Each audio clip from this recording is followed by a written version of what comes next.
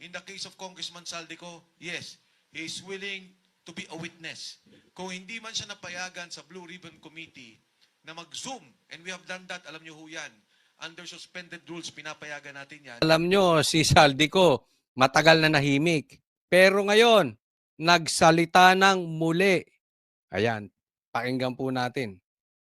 Number two, kung magagawa ito sa impeachment at naniniwala silang dapat malaman ang katotohanan, at syempre, bigyan din ng pagkakataon ng presidente na sumagot dito sa mga charges na nandito, Saldico is willing to testify on our behalf. Yun. Patay. Ay, papatayin nyo talaga si Bongbong Marcos, ha? Papatayin nyo talaga. Kagagaling lang sa sakit. Ha? Kalalabas lang ng ospital. Tapos ganito ang magiging balita. Ha? Si Saldico magte-testify. Pag natuloy itong impeachment, malaking bagay yan. Mati talaga si Bongbong. Kaya nga, alam nyo, dapat matagal na itong ginawa eh.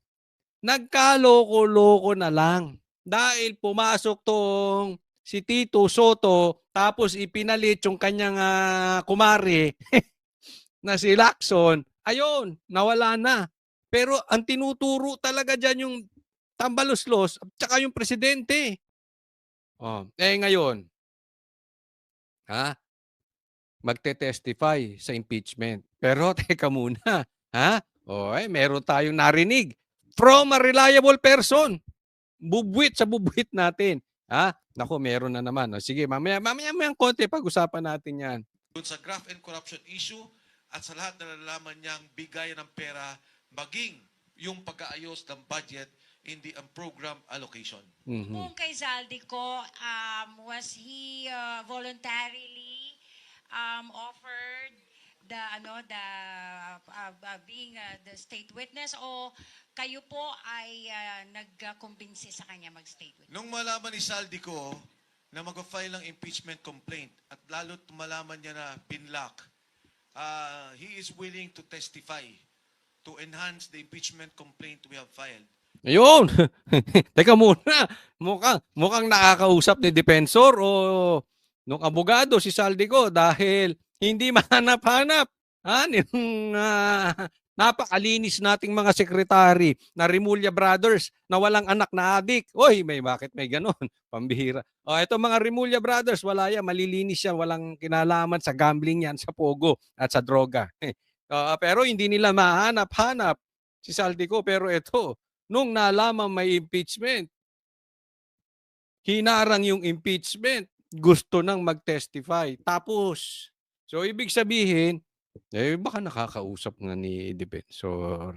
Nako, talagang aatakihin si Bongbong Marcos niyan. Ang sabi niya, noon nga sa Senate, gusto na niya sa Blue Ribbon Committee. Hindi siya pinayagan. Inaasahan niya, tinaasahan namin na dito sa impeachment complaint ay papayagan siya mag-testify. Yun, pati si dadatnan sa inyo dadatnan si Pinky Lacson yan. Di ba? Gusto nga niya Ito hindi ko maintindihan kay Ping Lacson. Lagi niyang sinasabi na pagka papunta ron ang ebidensya, dapat doon ang iimbestigahan. Ito si Ping Lacson kontra naman ng kontra. Gusto niya mag-testify, hindi naman pinayagan.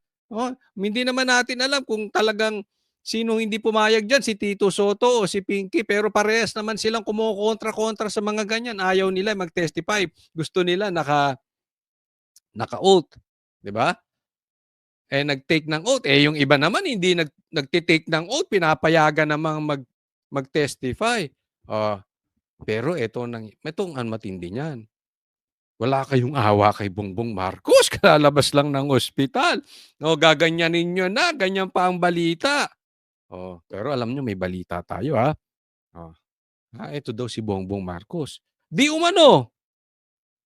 Parang isinugod na naman sa ospital. Kakagaling lang doon. Binalik na naman. Di umano. Yan ay sabi nung butwit. Labas-pasok na daw. Siguro masakit nga. Diba? Pero antay-antay. Kaya nga alam nyo, dapat ito standby tayo. Hindi naman natin sinasabing may mangyari sana kay Bongbong Marcos.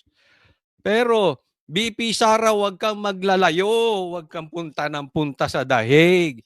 Huwag kang alis ng bansa, lalo't nagkagaganyan na kasi that is very crucial kasi hindi naman natin inaano Ah, ayaw natin may mangyari sana ligtas ang presidente. Pero kung sakali, baka magkagulo, dapat meron nagtitake agad ng oath. Agad-agad. Baka mamaya biglang mag-take ng oath si Torre. Hindi natin alam. O baka mamaya mag-take ng oath si si Boying. Eh malay natin. Pwede yan. According to my jurisdiction, bend the law. The ombudsman can take the oath and be the next president. Hindi natin alam. Everything is possible in this government. Diba? Yung bawal nga, nangyayari. Isipin mo dati, ang corruption, kumakat lang yung mga congressman ng 10%. Ngayon, 100% ghost project eh. Walang proyekto pero may pondo. Ganyan kalupit.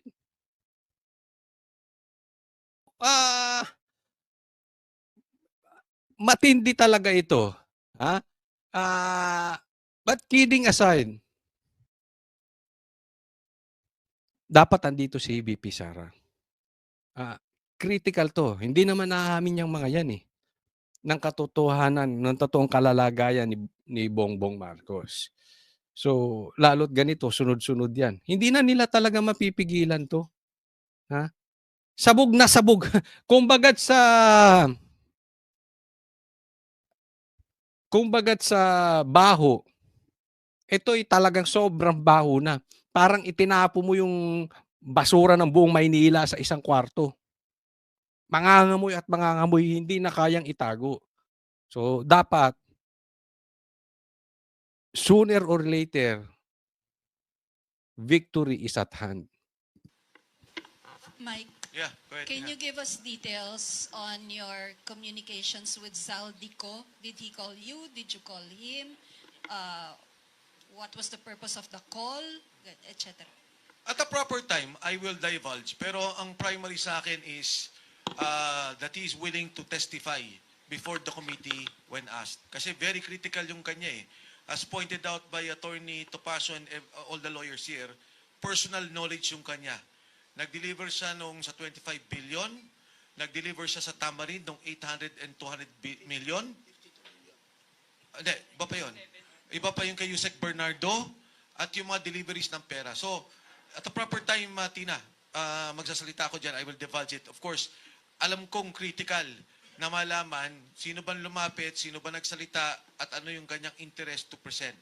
But what is important here, I think more importantly, is that Saldico is very critical. Sabi nga ni Harold, isang sindikato to na may nagsalita na at nagtuturo.